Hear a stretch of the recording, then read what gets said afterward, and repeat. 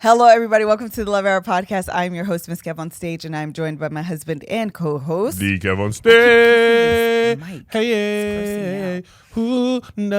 And if you are new here, welcome to this podcast where we talk about life, love, and the pursuit of happiness, and then whatever else we decide to talk about.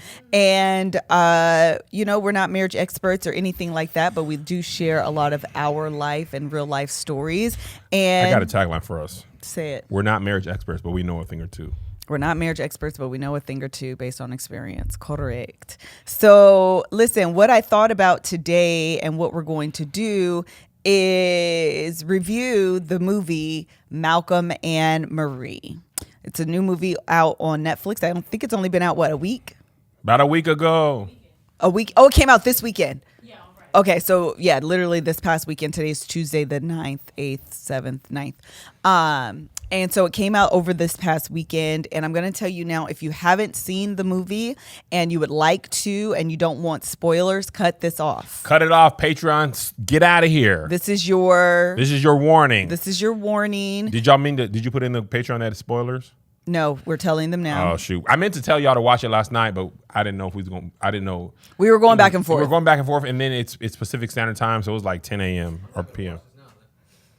You should, well. No, it's okay. Okay. I never really had that intent to watch it because if it's dark, I'm kind of good. It's Scram, you. Somebody put that in the comments. It's exhausting. Yeah, I'm good. I am exhausting of this. No. Yeah, no. It's I absolutely. think sometimes we, as blacks and people of color, we can decide to opt out of a trauma movie. Oh, I still haven't watched When They See Us. Ava. Thank you. I still haven't watched When They See Us. And I didn't see Khalif Browder. And I watched Khalif Browder. After Khalif Browder, I said enough. I got to take the next one off. I don't need it I anymore. couldn't do Khalif Browder. I was paying attention to the story in real time, and I couldn't. Even I if could you not paid do- attention in real time, watching it strung together for 90 minutes. Oh yeah, then Liz was like, "Kev, me and Mel was crying for an hour. You This gotta is- watch it." I cannot do. You don't have to watch it. I cannot do. This is what happened. So my sister came over on a Saturday, and we were both like, "Oh, we want to watch something funny. Let's find." And it was during the time that Dave Chappelle was like coming back. He was doing all his Netflix stuff. Yeah. So I was like, "Oh my God, I haven't seen any of his old stuff. We should watch." We were thoroughly convinced Netflix was going to have it. Killing Me Netflix Softly? did not have it. Yeah. Correct. So we were like, okay, well, what else should we watch? And Netflix suggested this documentary, and we were like, yes, let's watch that instead of this really funny thing that we intended on watching. By the end, sobbing. I mean, out loud tears. Out loud. It was on the inside and outside of your ducts. Inside, outside, Ugly cry? quivering, fistful of tissue. It was terrible. And by the end, you ever laugh and realize how ridiculous you look that you can't do anything but laugh at you for crying? Yeah. That's how we were. We were crying like that. Like Yeah. we are really dumb that we just spent our Saturday morning watching this movie filled with trauma, and now we're in tears and we have a headache. It was Crying yourself into the a headache. worst. You'd be like, I did not have to do this. It was the worst thing Yeah. ever. Don't watch it at all. It's unnecessary trauma that you don't need in your And life. y'all, I'm sorry, man, but it was. I was tired too. I was like, I should tell Patreon, but it was already like 11. When we watched it last We night? finished it all, and I No, finished. because we watched. No. I'm talking about when I remembered to post about it. Oh, it got was it. already like 11 our time, which means it got was it. 2 a.m. Sure. So I figured like the chance of you waking up Yeah. and watching a movie like that. No, before work it's not was it's not a wake up and morning movie. Yeah. It's, no. So you have the option also of not going from now until you watch it. The choice is yours. Y'all can't get mad at me and Liz. We giving you the upfront. We still ain't started talking about it. We 4 minutes No, in. that's why I purposely want to give you time to like click out. Okay. Click out. Click out. We don't want to If you ruin don't click it. out, I want to hear it. The choice is yours. There's a lesson in this real quick. Uh-huh. I want to say that because this is what JoJo be doing. I be telling him, you got control of your life. He be mad because we be loud, right? And he be coming in my room to hang out, and I listen to Tiny Desk very loud, and I play FIFA. That's my vibe. So he gonna come in my room, lay on my bed, and be like, "Could you turn it down?" No, I can't. Is that what you told him? Yes, I said you can go into your room. See, you control this moment. Oh, he's in our room. You're in my room, Got or you're it. in a common area. Got it. If you want quiet, go to your room, close the door. Don't expect other people to cater to you. Absolutely, when that's you have true. control. 100%. So you want quiet? Go to your room. Put your headphones on. Correct. I got noise canceling. You could borrow my Bose. Correct. If you want to be so quiet. But if I'm gonna be, as for me and my videos, we gonna be loud. Now, if I'm in a common area being loud, we got an issue. Right. But if I'm loud in my room, actually what was happening, he was in the loft, I was in my room. And I was, I had my tiny desk going, and he was, and that's to this point in life. You can be upset with us, but you also can close out. There you go, Liz. Shoes be heavy on my feet. Also, can you put your foot all the way up? Melissa has given up on wearing her own socks. No, these are Kev socks, and they're new. I popped the tags off of them and everything. Girl, I was looking for this is where are the rest? I don't know. I was looking for my new pack of socks this morning, Josh. Yes. I They go are. to where I know I put They're them comfortable to the mud. in the pack. Now I'm wearing Amazon Basics because I couldn't find the Ethica socks that I doggone just ordered. These they still got the crease in them. Not only did she take them, she undid the thing, but didn't put them where my socks go. She done confiscated a whole package of socks, and I got Amazon Basics because she don't want to buy her own socks. It's tight. You better put that leg down. You I'm can't. very comfortable. This woman ain't wore her own socks. I don't even buy socks. Listen, you want to know what Melissa's pajamas are? Why don't you just buy 2 of all of them now? Josh. And it's my fault. Really, at this point, it is my fault. How dare you buy comfortable socks and expect us not to like it? Correct. I'm tripping this morning, running late, because I done hit my snooze. That's not the reason why you were late. It didn't help. I went up. I'm like, I know I got a pack of fresh socks in there. First of all, this is another Oh my male. God. My feet are in here comfortable to the mud. They doing this inside the sock. Socks they're meant to be. Once they hit that first wash, She done popped the cherry on my socks. Show enough. I was like, let me throw away these Amazon Basics because I got a new pair of socks, a pack. Gone. I don't want. I like his socks. That's the problem, Becca. She got pajamas, she got lingerie, she got all this stuff. What does she do? Let me get this t-shirt from Kev. I remember we was in Paris. I bought her all type of sleepwear. She'd be like, oh, this is so cute. This is great. This is comfortable. Your shirt, though. Oh! I can't wear fake Kev cities. Big though. confiscation. What is that word? Confiscation? What is that word? Confiscate. Is confiscation a word? It's not. It wasn't confiscated. It was confiscated. I was trying to say big confiscation energy. That's not a word, is it? Confiscation? It doesn't even sound right. That's just don't sound. Oh, they're. confiscation will work. Can you ask them if this It appointment is? is for us or for me or for Kev tomorrow? Halima said, Kev, it's your fault. Buy Liz some socks too. Precisely. It's selfish if you ask me. There's a funny tweet that I wanted to put to you. This girl said, once I say out loud that I'm hungry, it's my boyfriend's problem now. I said, this is Melissa. I'm hungry. What are you going to do about this? What are you going to do about It's not it? the food, it's the ice cream. Man, I sure wish I had some ice cream. Man, I would be thinner if Melissa didn't buy so much ice cream.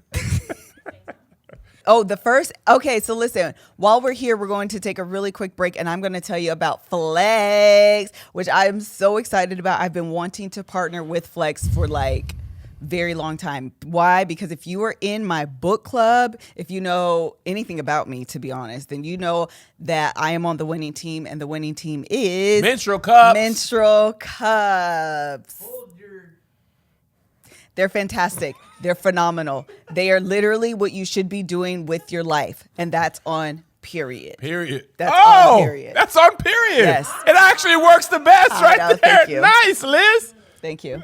That's on. Thank you. Mary had a little period. Yes, she did, Chad. It was his fleece wasn't white no more. Actually, with Flex, it can stay white though. 2 for 2. Hey, okay, that's real life. Once you figure it out, though, it'd be a learning curve. I love menstrual cups, and I specifically love Flex. They have both the disposable disc and they have the reusable ones, and they are phenomenal. If you are slender, I like their reusable one specifically because it has, number one, it's like really like thin material, and it has a little pulley, so it comes out of your body a lot easier than like trying to go up in there with 2 fingers and pull it out. This is the thing. If you are a teacher, if you are a person that works in like daycare, or if you're in banking, or if you're like us and we travel a lot, or you're on vacation, having your period at any time is quite literally Your the period most be like, inconvenient. what? We going to Cabo? Nice. Girl, that's exactly. I'm coming Hey, girl. too. Hey, You ain't say nothing about Cabo. What I you packed my talking? bag. It's over there in the corner. about? Yes, it's literally the most inconvenient heifer that you ever have in your life, and that's just what it is. But with menstrual cups, specifically with Flex, it just makes it more manageable because it takes the guesswork out. It takes the you can use them a lot longer in the day, and once it's secure up in there, She's so secure. you ain't got nothing to worry about, child. Ain't no leaks, ain't no mishaps, ain't no sneezing accidents. Hey, man, I seen a video of this girl, comedian girl. It was funny. She had sneezed and then it cut to like on your period. It cut to a waterfall. Listen and to I asked me. Liz, I said, "What's that?" She's like, "No, that's what it be." You be like, "Ooh, hold on." Or if you laugh too hard, chat, it'd be a whole entire mess. So I'm super excited. If you cannot tell, we literally probably have 3 or 4 threads within my book club talking about menstrual cups because they like resurface at least once or twice a year. It's quite literally my favorite thing. They're eco-friendly. They have leak protection, the longevity. They're a lot cheaper because you're not constantly replacing them, especially if you get the reusable ones. If you get the disposable ones, you can use them and have sex. Really? Correct. What The you reusable talking? cup is made with a velvety soft material for a comfortable fit, which I will tell you of all the menstrual cups that I've used, theirs is the most comfortable, and it does have like a really soft feel to it. It just feels more comfortable in your body. The Flex Disc reduce waste by 60% compared to pads and tampons. So the planet will thank you as well. And they just make it easy. Honestly, if you're going to have a period anyway, And you can't stop that till you menopause. can't stop that, then like why not try to make it as easy and as livable as possible? And all the things that you hate, they like address those things. So say goodbye to leaks, mess, and stress. Say hello to healthier periods for people and the planet with Flex. Go to flexfits.com/love hour. Love hour? And use code Love Hour for 20% off Flex Disc Starter Kits or 10% off your first Flex Cup, plus free U.S. shipping. That's code Love Hour. Love hour? At Flex Fits. That's FLEX fit.com/love hour. Please try this. I highly recommend this. It's the only thing that I use. And once you get it down, girl, you'll be like, no, this is the winning squad. I was unaware. But thank you for hipping me the game. All right, you ready? Yes. Here we go. Malcolm and Marie. Malcolm and Marie, let's get into it. So, Malcolm and Marie is a movie that follows a night of a couple, Malcolm and Marie, obviously. And Malcolm is a film director. And he wins an award on this night. And immediately you see them coming into the house. And that's kind of where this picks up.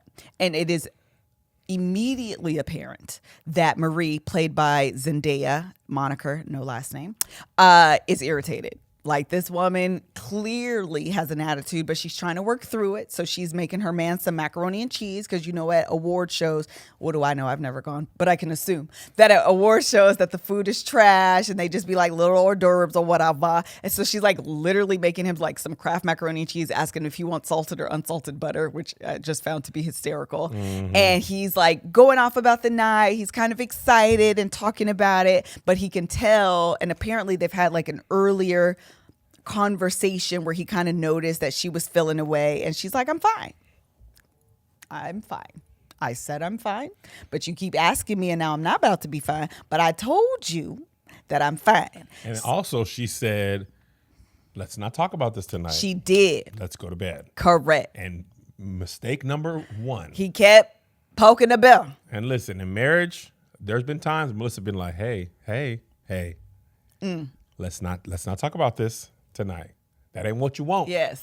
And I'd be like, especially early in our marriage, in my family, we talk about things the day it happens, and tonight we're gonna talk about it. And then there have been times I did it, and then I've been like, I should have went to bed. I should just went to bed. That's actually one of the first points, is that I think a lot of times, especially when you grow up churchy and you hear don't let the sun set on your anger. Set on your anger. I said anger, set on your anger, but don't let the sun set on your anger.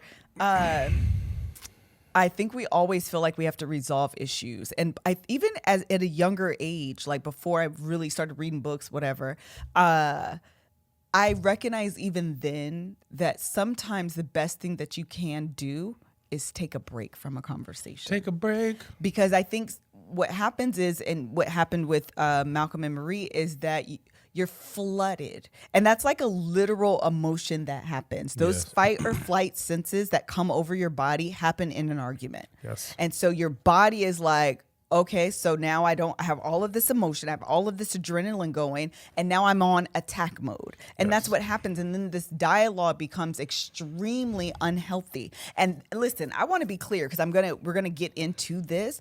I want to be clear that their relationship is toxic, period.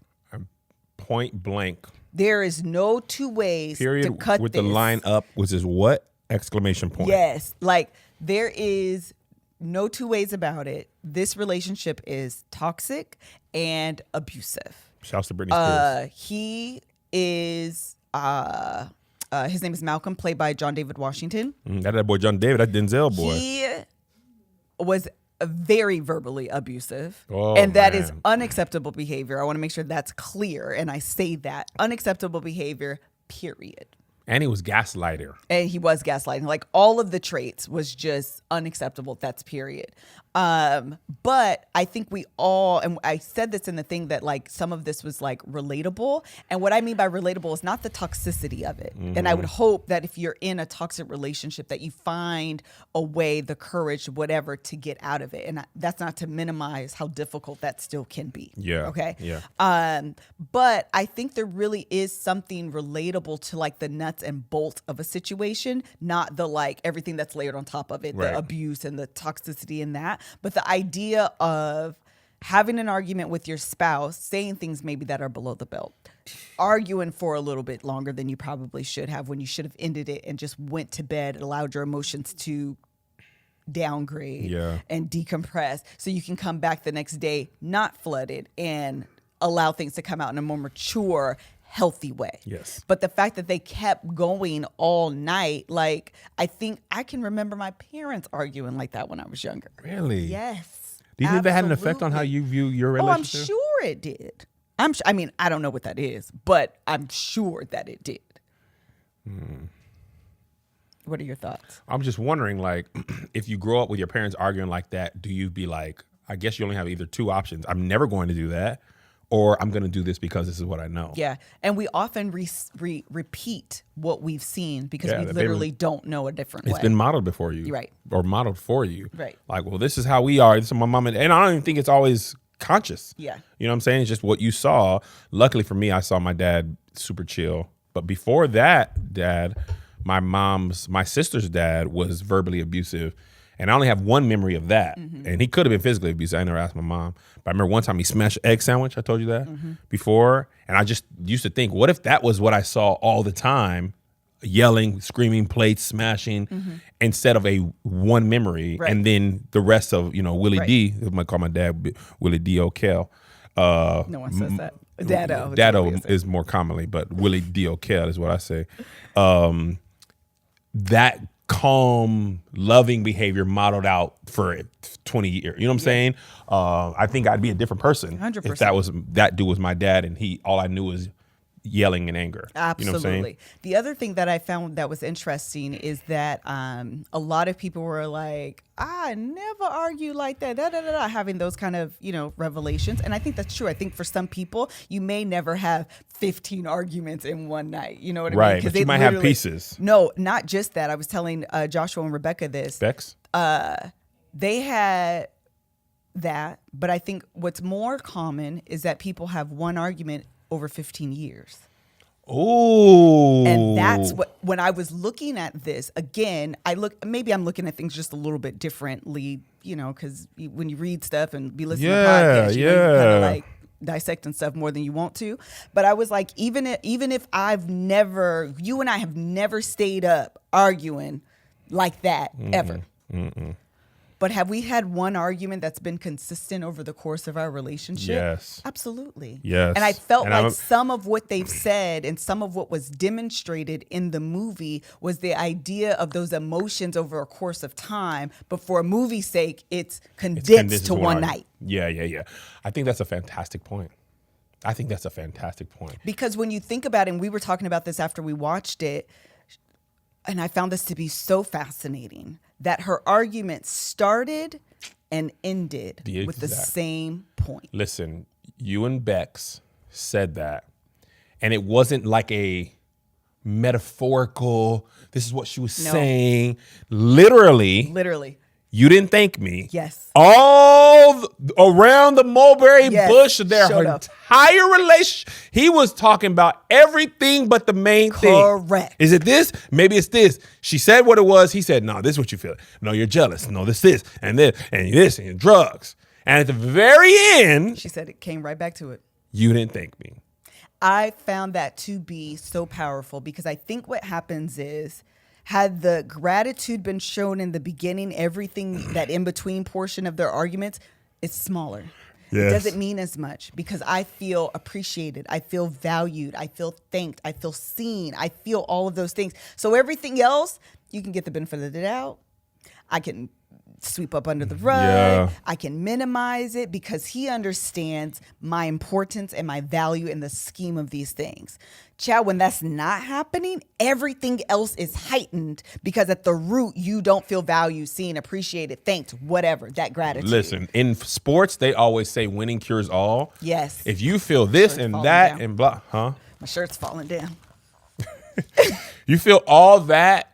When you win, it's like, but at least we won. Mm-hmm. Blowout or barely, at least we won. When you lose, everything is way more justified. Yes. So his win, if he would have just said in his little speech that we didn't see, man, to my girl who held me down through thick, I mean, you would have got away with all. Apparently, them resentments was here. All them slights, they compounding. And it's like when you have a fire and you throw you'd like flambe something. Mm-hmm, mm-hmm. Him not thanking her was the 100%. Yes. He done threw grease fire. And one little thing could have gone, that argument could have been subsided for another 5 years. Right. Until the next time he had a chance to thank her. And I said, man, I ain't gonna hold you. I said, Kev, you triggered? He was like, I am. I am triggered. I cried. Why? This is a thing Melissa and I have been dealing with. And it is exhausting. Someone in the comments was like, I just saw exhausting. It was the most exhausting movie I've probably ever seen. I woke up exhausted thinking about it. It's exhausting. And I'm going to let you finish. I apologize. It's okay. And if you have been in a toxic relationship, I understand how this absolutely can be triggering. Mm-hmm. There's a couple people in the Patreon who was like, I saw 1 hour. I said, nope. I get it. That reminded me of that man. I was talking to someone on the way in today because after she watched it, she texted me and was like, I was triggered because my ex was just like Malcolm. When I tell you on the way here, I was like, tell me more. I need to understand what you meant. What you didn't mean, because what I saw, that was unacceptable. And, right. And the thought of you being in that and not saying anything triggers me. Yeah. So let's have this conversation. Yeah, I think the parts of which I was like Malcolm were the unthanked, the taken for granted, right? I feel like in my relationship, I've often felt like, oh, let's go, that goes without saying. You know, You know how you feel. You know how much you mean to me. You know how you blah, blah, blah. But, I think day in and day out, you get into this habit of not saying things. And then as you elevate, and let me be clear, like I are often thank you, but I've been working on it. But often I don't, and I think if Malcolm was into the habit of thanking her in his life, then when it came to the big moment, he would, if he was in his habit or even in his ritual. This episode is brought to you by Ritual. While we're putting things in our bodies, it comes to something that we take every day. Ritual is clean, vegan-friendly multivitamins formulated with high-quality nutrients in a bioavailable forms your body can actually take. Get into the habit of putting the right things in your body with Ritual. Listen, Melissa just did a brand deal with Ritual. I love Ritual. I do take Ritual in the morning time because that's part of my routine that I need to do. And I love it because it is vegan friendly. They have traceable products and they have really good stuff that you're putting into your body to help fill those nutrition gaps, because Tony Baker has perpetuated this lie that I don't eat. And so because of that, Josh, I you need went on to tour. feel. What do you think? Shut up, Joshua. And so what I need is for, because you're no matter how good you are, strict you are on your diet, the fact of the matter is you're going to have holes to fill. Absolutely. And Ritual can come in and fill those holes. Yeah. Ritual makes healthy habits easy. Your multivitamins are delivered to your door every month with free shipping always. You can start, snooze, or cancel your subscription at any time. And if you don't love Ritual within your first month, they will refund your order. Get key nutrients without the BS. Ritual is offering my listeners 10% off during your first 3 months. Visit ritual.com/love hour to start your ritual today. And what's great is they now have a formula available for women, men, teens, and they also have one for pregnant women as well. So you can fill in those gaps and make sure your kids' nutrition gaps are filled, and more especially and specifically your mans, because they don't do nothing but eat steak and eggs. Amen. Okay. You were triggered. You were triggered. I won't even say I was triggered. Okay. I saw the potential fallout from similar actions. I could see. Listen, I don't know if you saw me. I was looking at you a lot. I know you were. Did you feel it? Yes. I was like, Is it me, I Kevin? think you were more triggered than I was. Listen, let me tell you what. I want y'all to know this Patreon and all this stuff. There's Kevin the person, and there's Kevin on stage, also the person, but then there's Kevin the husband.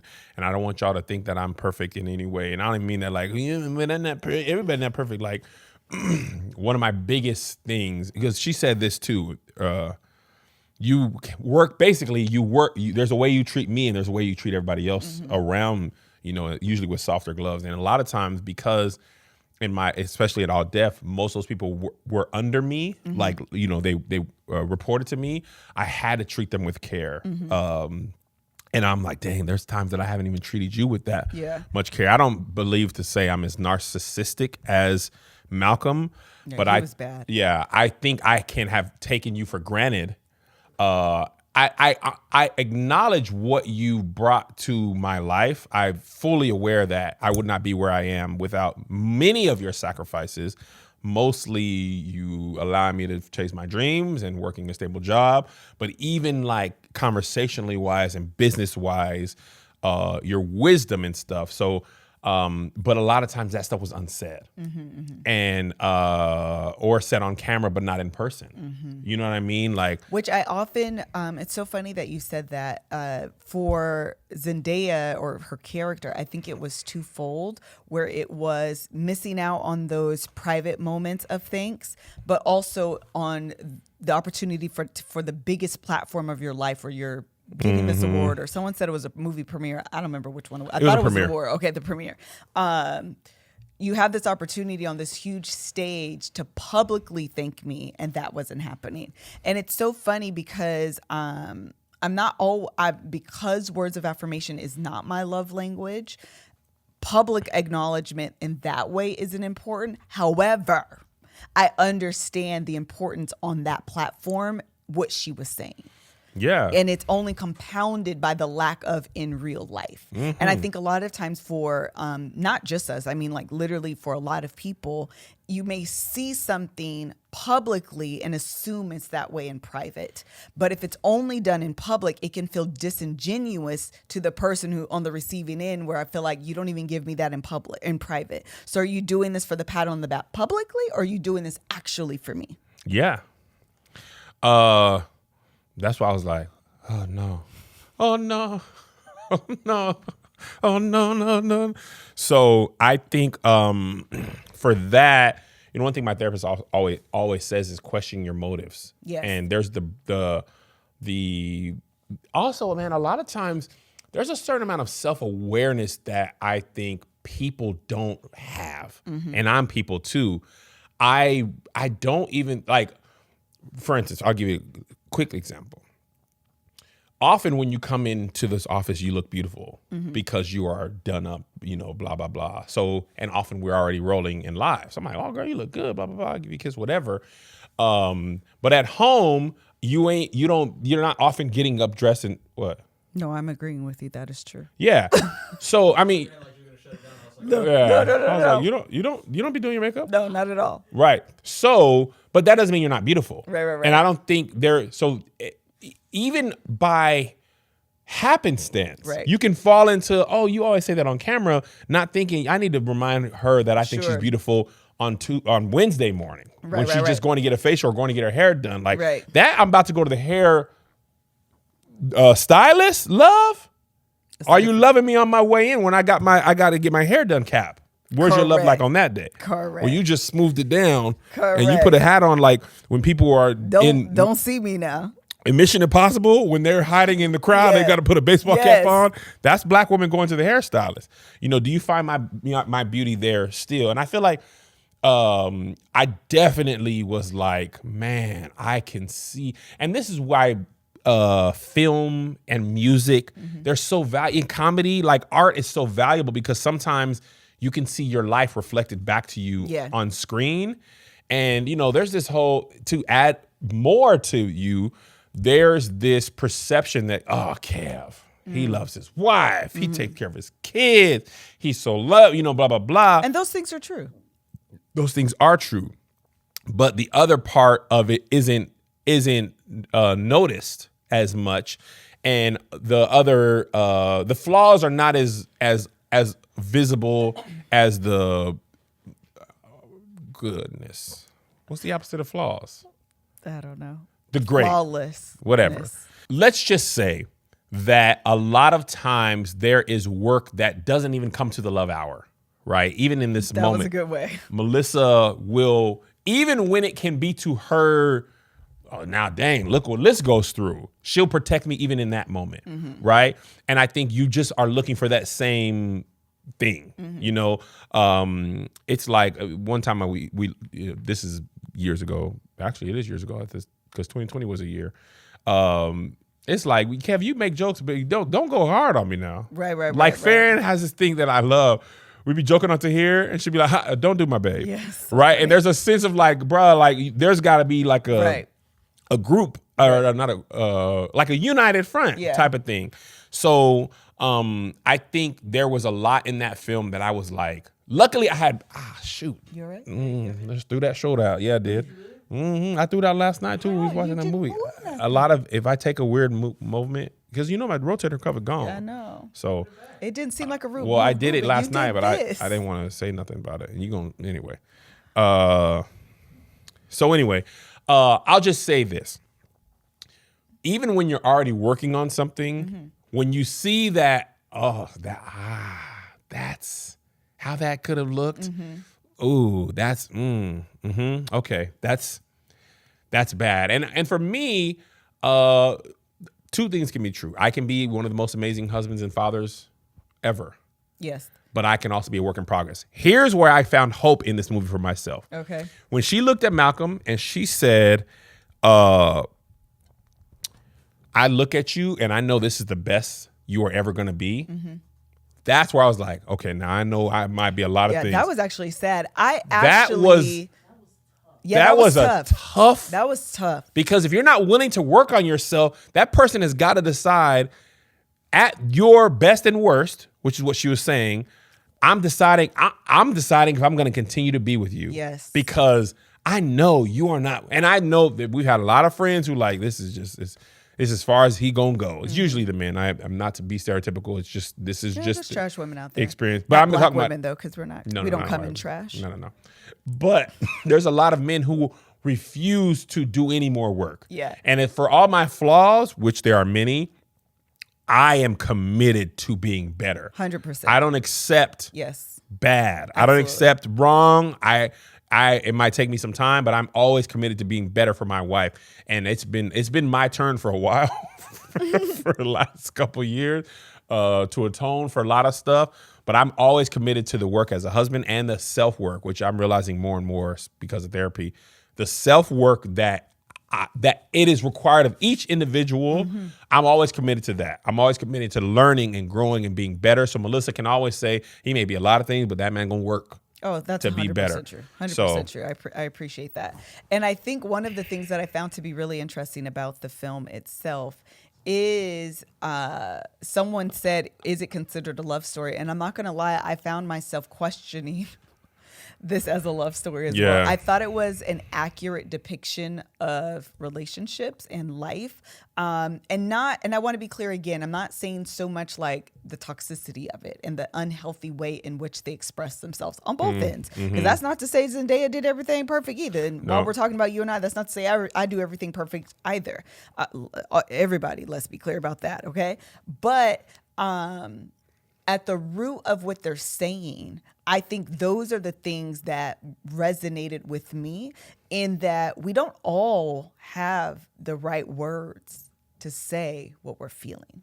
No. We don't always say what we're feeling in the right way. Yeah. That's just period. None of us are that.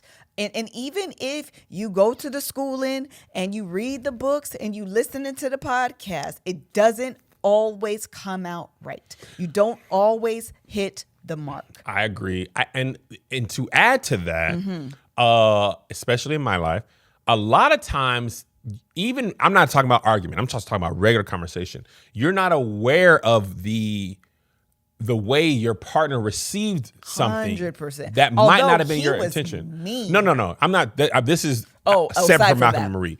A lot of times you are conveying a message that you're not intending to. Sure. So that takes two people to rectify. Right. The person says, hey, this is how that makes me feel. And twofold, but keep going. And the sayer adjusts to convey the actual message that they are trying to convey, and not share the message that they're not trying to convey. And even again, taking a step back from the movie, what Kev was saying was something that him and I dealt with, where he would say something, and before I could even approach him, I often do this. I have to check myself. Is this something dormant in me that needs to be worked out? Or is it something that I need him to kind of adjust? You know what I mean? Like those are two folds. And I think that was one of the things that Malcolm said back to the problem with Malcolm's character is that he couldn't be right for being wrong. Right. And what I mean by that was he had valid points. They just came out every type of wrong. They was just every type of wrong. And so it's easy to get caught up in how he's saying things that you miss what he's actually trying to communicate. And so even as I was watching it, I was like, because Kev he was looking at me and trying to talk, and I'm like, hush, because I don't want to get caught up in the antics of what's being said. I was trying to understand the meta message. Yeah. What is he actually trying to communicate? And it sounded like he felt like Zendaya's character, Marie, was putting all the pressure on him and not taking any accountability or responsibility for her part in this. Yeah. And again, that's not to excuse him, because he was out here wilding, okay? A lot of the things he was saying was unnecessary. A lot of things he was saying was just to hurt her. It wasn't even on point. It wasn't even on the topic at hand. He was just, also, I messed with this girl, and matter of fact, I still got her picture. It's in our bedroom. Kiki in the heart-shaped tub. Listen, that's unnecessary detail, be sir. dead Shut today. up sometimes. Kiki be dead. Listen, it was just unnecessary. But behind what he was saying, it felt like he was saying, you trying to take ownership for everything. Yeah.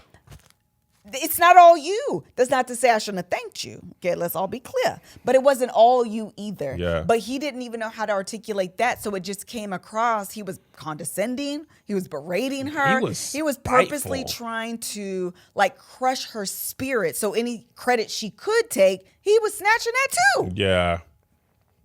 I think that's a dangerous part of a relationship. The moment may pass, but when you say some things where you're trying to break someone down, they don't forget. Right. Like she was saying, Right. those images are going to be, Right. she took it a little lighter, but seriously, you say things that were spoken in the worst part of that person's day, worst part of their life, and you were like a soft place for them to land, and then you use that against them in an argument, that throws everything into question. Yeah, like yeah, if yeah. you just go and, throw Yeah. things like that in my face, Yeah. what are we doing here? Right. Someone said he never made a point. I actually disagree. He never made a point? Yeah, I think Malcolm absolutely made a point it was just drowned out in everything else. Yeah. I really do. Listen, you had to listen hard now. I ain't gonna lie to you. I felt like you definitely had to listen hard. But I think there was a point there. It was just shrouded in ego. Yeah. And it was shrouded in him trying to hurt her. He was just he was evil. Like, he was so mean to this woman. It was just like, sir, get it together. Get it together. And she just stood there. And then we were even talking about hold on, I'm distracted because I keep looking at my skin here. Really quickly, I just need to shout out my skin. This is what happened. I got nervous. I was like, ah. No, I had a facial and then I had that IV. I feel like I look like I'm glowing from the inside out. She said I got distracted by my skin. I got Every time I look down, I'm like, my skin is glowing. I don't think I put highlight on today. It looks great on camera. Maybe it's the camera. No, it looks good in life, but Maybe it's the it also is good. Listen, I got distracted by my own self. Okay, anyways, I felt like this is the other thing. And this is, again, something I felt like I've learned over time in reading podcasts, listening to books and experts, is that when you feel attack, you attack. Yes. And so I think that's what he was doing. And so it was difficult to hear what he was trying to say. But if you go back and watch again, I think it's a little easier because you're not so surprised and like angry that he was talking to this woman like that it's a little bit easier to try to understand what he was trying to say. The difference, though, is Zendaya's character. Listen, I could relate to Zendaya in this way. When you thought about something over the course of a period of time, by the time you articulate it, it's clear. Mm-hmm. That doggone thank you monologue at the end. Oh my gosh, that's when I actually started crying. I don't know if anybody else cried during this movie, but literally it pricked me because it was I'm getting emotional thinking about it. It was the simple, don't do it. It was the simple, don't. There. I mean, Kev, you're wrong. No, it's not to you. Don't be personal. Don't take it personal. It is the simple. I'm about to get it out. You guys are distracting me. Yes, I'm blaming this on you. It is the simple thought of her saying, again, at the very beginning, you didn't thank me. And he wants to talk about, oh, you jealous. Mm-hmm. This was another good point. I'm going to come back to this. When he was like, you don't care. Or she said, you don't care. You take me for granted. You know I'm going to be here. And often people that you know are going to be here and taken for granted are forgotten. Yes. And that's how she felt. It's the indifference. It's that you actually don't care. Yes. Such a powerful bar to me where you feel like we've talked about this on the podcast, and Kev, I could never explain it, but the jealousy with yes, it made so much sense. Oh my gosh, I think we both got it. At my job. Okay, yep. So no, at Boeing. Yes. Okay, thank you. Yes.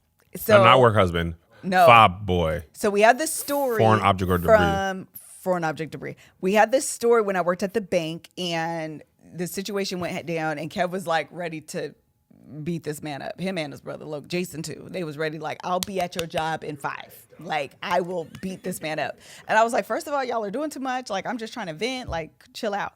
Fast forward years later, in case you never heard this story, I'm sure our Patreon's like, we know, Melissa, we've heard this before. But fast forward to years later at Boeing, and this guy said something that was sexual harassment. Actually, someone was like, that's not sexual harassment. That's just like a sexual incident or something like that, because they were like, harassment is actually continual, and it wasn't continual. But now I can't remember the word. So I'm going to use sexual harassment. If you're listening or watching, lady, I apologize. I don't remember the right word. So anyway, he did this. I tell Kevin, and from that incident, he was like, I'm going to be calm. I'm not going to do anything. And I was like, my N-word. Help me. I need you to be the this way is you. The time. The thing I got mad at you for doing last time is the right response. This is the moment. This ain't a test. This is it. And so I could never describe like what I was feeling in that moment. And I think it was, even though I understand that for you, you're like, I learned, I'm going to do different. And I'm like, no, this is not the difference. So anyway, he didn't respond the way that I wanted him to, or the way that I anticipated. And we had to have a conversation about it. And I still don't think up until we just saw this movie that I've quite been able to describe that for me it felt like indifference. And it was a time where I wanted the jealousy to kick in because it was disrespectful. You know what I mean? Mm-hmm. So anyway, it's just one of those stories. So as she was speaking, I don't know. They have a lot of like relationship. Myself personally, I don't think that this is a relationship that's sustainable. Like I feel this isn't a love story. This was a breakup story. Yes. They need to. I thought she was gone at the end. They need to separate and move on. This is not a healthy relationship at all. Mm-mm. This is. I mean, of course, we don't have a lot of context, so we don't know if they are. Actually, we do, because he was like, "You always do this." He didn't even thank her for the mac and cheese. He didn't. She said, could there be anything more narcissistic than you berating me while you're eating the macaroni and cheese that I made you? And the macaroni and cheese looked trash because they didn't have HelloFresh. Come on, sir. If they had HelloFresh, they would have had a healthy meal preparable for them with the right food and ingredients all in one. Ain't no grown man after the biggest night of his career want to eat boxed mac and cheese except Cleo Thomas. If they had HelloFresh, she would say, what you want? Chicken cacciatore? Boom. Jalapeno piccata? Matter of fact, what did we have this week, Rebecca? Oh, we had the pork and poblano tacos. Pork and poblano tacos. If she would have doggone made pork and poblano tacos, he would have said, man, I thank you. And I apologize. I sound like, damn, no way, thank you. I apologize for not thanking you enough because these doggone pork and poblano tacos from HelloFresh is A-okay. Right. And if I had been, that macaroni and cheese probably was infuriating. Yes. And it ain't her fault. They ain't in a new house. That joke was so loud. They're busy. They're frustrated. They ain't eating good food. HelloFresh would never let that happen to you. Never, not ever. HelloFresh Easy Eats offers you a ton of quick and easy meal solutions like 10 to 20 meals, low prep recipes, and quick breakfast and lunches, perfect for your schedule. Or, for example, if after a awards show you need to cook your spouse something to eat and you don't want to just make boxed macaroni and cheese, because all of these look amazing. They're like shelf curated meals with all the flavorings and toppings, and everything is pre-proportioned in the bags, and it takes all the guesswork out of preparing and cooking meals, so that way you can just make something that you know your family is going to enjoy. Go to HelloFresh.com/LoveHour10 LoveHour10 and use code LoveHour10 for 10 free meals. LoveHour10, including free shipping. Go to HelloFresh.com/LoveHour10. LoveHour10. Code LoveHour10 for 10 free meals, including free shipping. LoveHour10. The last thing that I wouldn't say about this. Oh, someone said that in the description it says, this is not a love story. This is a story about love. Mm-hmm. That's interesting. It was an ugly part of love. I think that's why so many people were triggered. In their love and relationships, a lot of people have had those moments. I think a lot of people can connect with a person just vilifying them. Yeah. Like he was just like, is there a way I could kill you with words? Well, I'm going to try. Here's everything you ever did. Remember that time you almost committed suicide? That's the other thing. You were the most vulnerable and transparent with your partner. And if anyone has done this, this is toxic. This is your toxic trait. If you bring it up and throw it back in anybody, not just your partner, it could be in friendship. It could be in friendship. It can be in friendship. That is mean and that is cruel. Yes. Don't do that. Yes, it is weaponizing, it is weaponizing their vulnerability. No weapon formed against me shall. It is weaponizing vulnerability, and that is mean and that is cruel, and that was the hardest thing for him to do. And she was like, and then when she said, no, don't, she was like, yeah, I tried to commit, or I almost overdose. Don't live through it because it's embarrassing. Yeah. And then someone will use it against you. And I was just like, my heart is broken in two. Yeah, that was. My heart is broken in two. Listen, the one part of the movie that we can't relate to at all is the doggone toxicity. Mm-hmm. Was that right? Yeah. Toxicity. I would have said it faster, been better. I've never in my life just wanted to hurt Melissa on purpose it's- with pain. I Like, just can't if you're in a imagine. relationship like that, you got to go, fam. Yes, Because just I'd can't rather imagine. just sock me than just. I'd rather Melissa punch me in the face than be like, remember that time how you told me how you felt about your real dad? Oh my You gosh. sorry, soft, weak person. I'd be like, well, I'm gonna go now and find an apartment. Because I was can so never mean. like he literally brought up. Remember that time when you were in 3rd grade and the bully yeah. said you had a booger? Like, okay, you bring it up. And let me tell you what. If you get into a point where you have somebody bringing up hurtful things to win an argument, irrelevant to Yes. the topic at This hand. is the point over here. He's talking about this over here, sir. Make it make Yeah, sense. that is dangerous, manipulative Absolutely. behavior. Absolutely. Yeah, and I think that's why a lot of people on Twitter and people in here was like, I got to get out of here because it's pulling up feelings of people treating me like that. And a lot of times it's people modeling behavior, trying to win an argument. Kat said this earlier in the chat. When I learned to fight the issue, not my spouse, it turned. Yes. And if they would have Yes. made, if he would have, Yes. imagine how short this movie would have been. If Malcolm would have said, thank you for the macaroni and cheese, I apologize. It was a great, man, let me tell you what hurt. I had a little bit tear in my eye, misty-eyed, and maybe 1 or 2 or 7 fell. Her list of thankable items, Child. she was just looking for one thank you. But and then he actually doggone based part of the movie on her. That was just ridiculous. But when he missed how much she did and how unspoken it was. What's that John Gottman 4 Horsemen of The 5 Apocalypse of Divorce.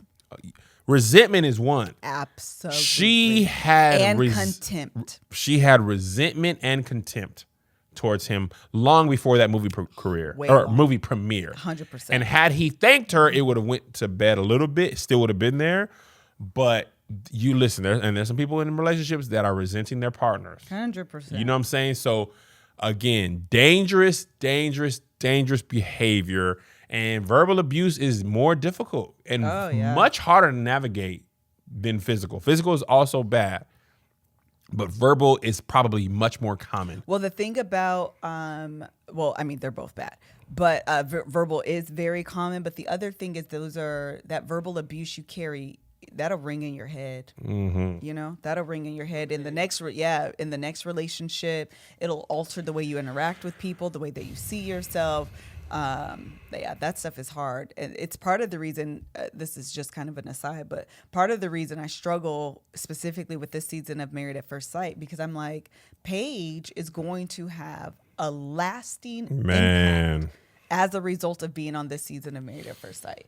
It feels, we said this in the episode, it feels mean. It feels mean-spirited. It feels cruel. Yes. And that's the kind of stuff that you will break your spirit moving forward. And it's just really unfortunate. The other thing is, what was I going to say? He was talking about her and her drug addiction, this, that, and the third.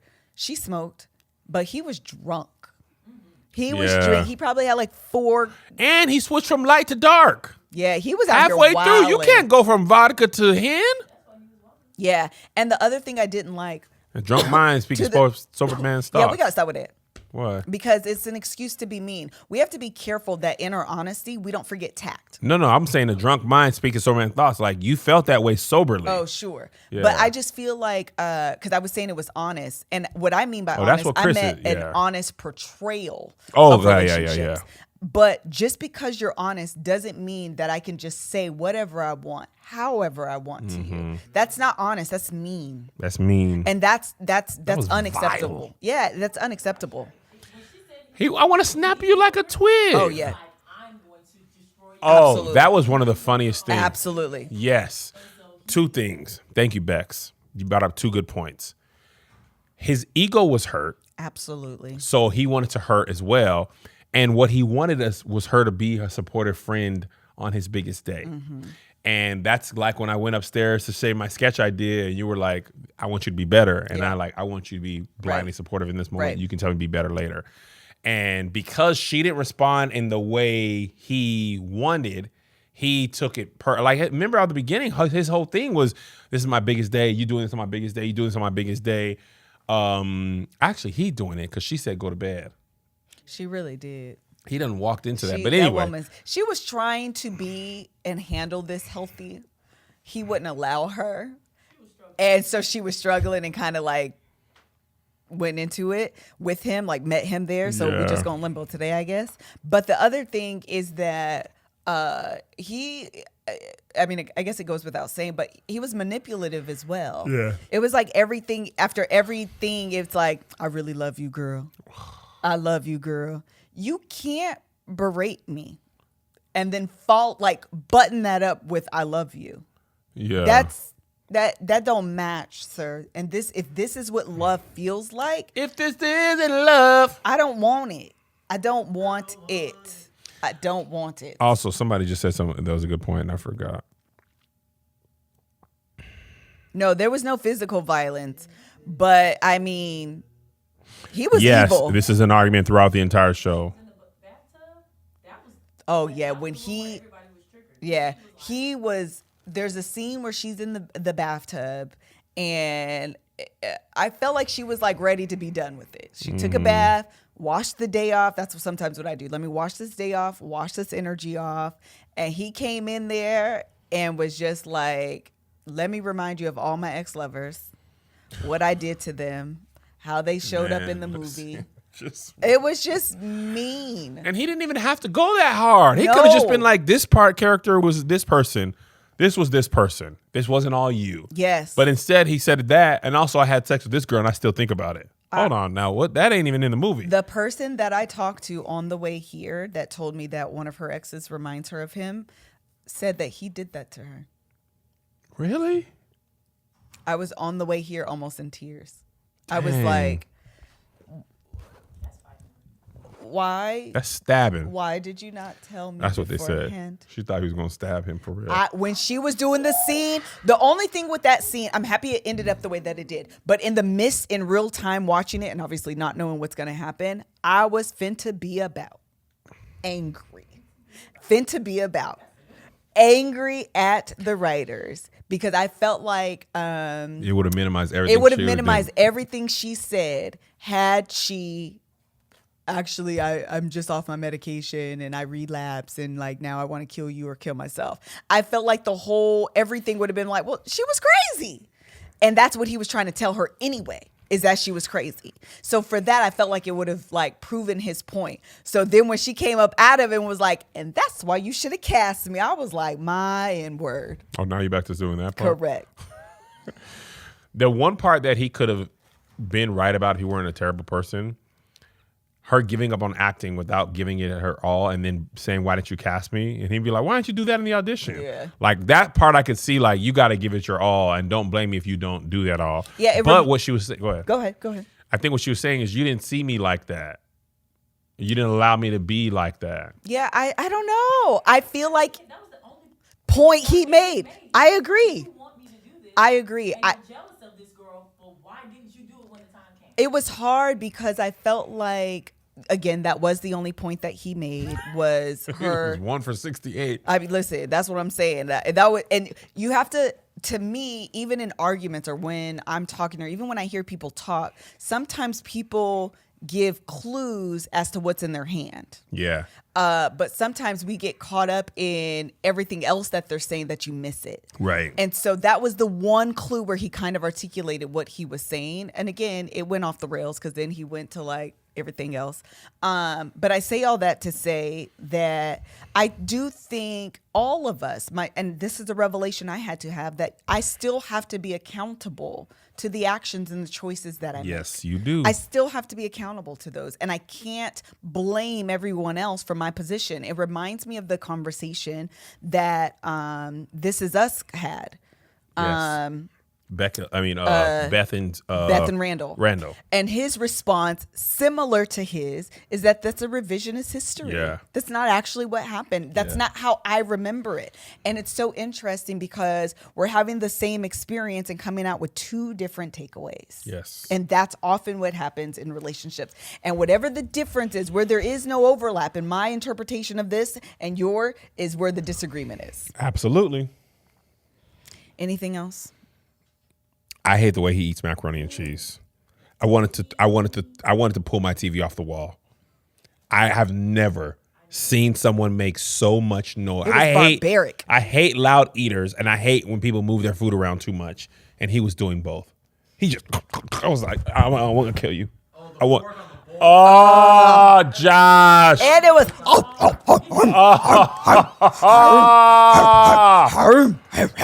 It was the like he was worst. It was worse than a dog. I was like, sir, ain't no macaroni and cheese out of a blue box that delicious. Ever. It was too hot. Unless you give me a brand deal, Kraft. And we love you. I was like, stop it. I'm here to tell you. I'm about never how gonna much eat that I macaroni and love cheese again. Blue box macaroni and cheese. Okay. But anyway, that was the only other thing. And Zendaya is an amazing actress. John David is amazing. So really quickly, can we talk about that and then we can close this out? Me, myself, personally, this is my opinion. I thought Zendaya nailed her role. She was Rue grown up.